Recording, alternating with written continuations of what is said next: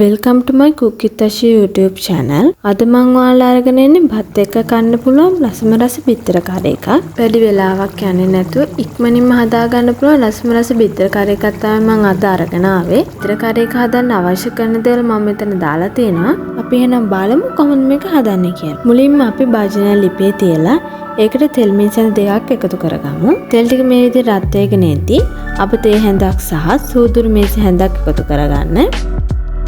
දැන් ඒ ටික පොඩි වෙලාව ටෙම්පරාදු වුණාට පස්සේ අපි රාම්පේ කරපිංච සහ කපාගත්තු ලුණු ගෙඩි එකතු කරගෙන මේ විදිහට ටෙම්පරාදු කරගන්න ඕන. ලුණු ටික පොඩ්ඩක් ටෙම්පරාදු වුණාට පස්සේ අපි උළුහාල් වලින් තේ හැන්දක් එකතු කරගෙන හොඳින් මේක කලවම් කරගන්න ඕන.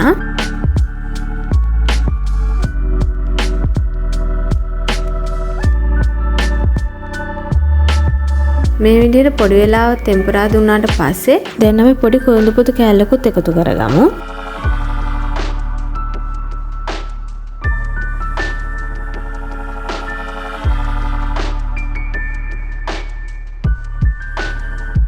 මේ විදිහට ලුණු ටික ටෙම්පරාදු වුණාට පස්සේ පොල් කිරි කෝප්ප එකමාරක් එකතු කරගමු.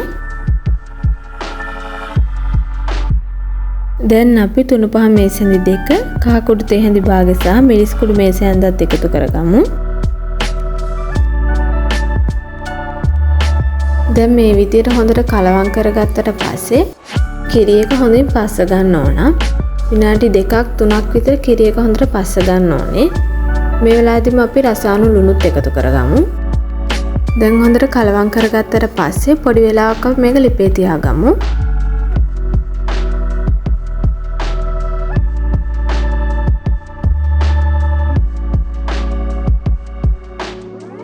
මේ විදිහට කිරි ටික හොඳින් පස්ස ගන්න ඕනේ.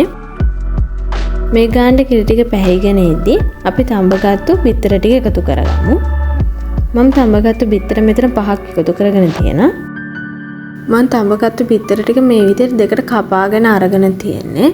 ඔයාලා කැමති විදිහට අරගන්න පුළුවන්. දැන් අපි බිත්තර ටිකත් එකතු කරගෙන හොඳින් කලවම් කරගෙන විනාඩි 3-4ක් විතර අපි ලිපේ තියාගන්න ඕන. මේ විදිහට හොඳින් කිරි ටික පැහැෙනකන් අපි පොඩි වෙලාවක් ලිපේ තියාගන්න ඕනේ.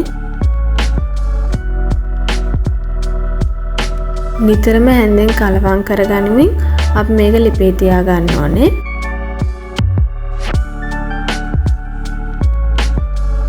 මේක ඉක්මනට මුක්කු වෙන්න බලලා ඒ හින්දා නිතරම හැඳි ගන්න ඕන.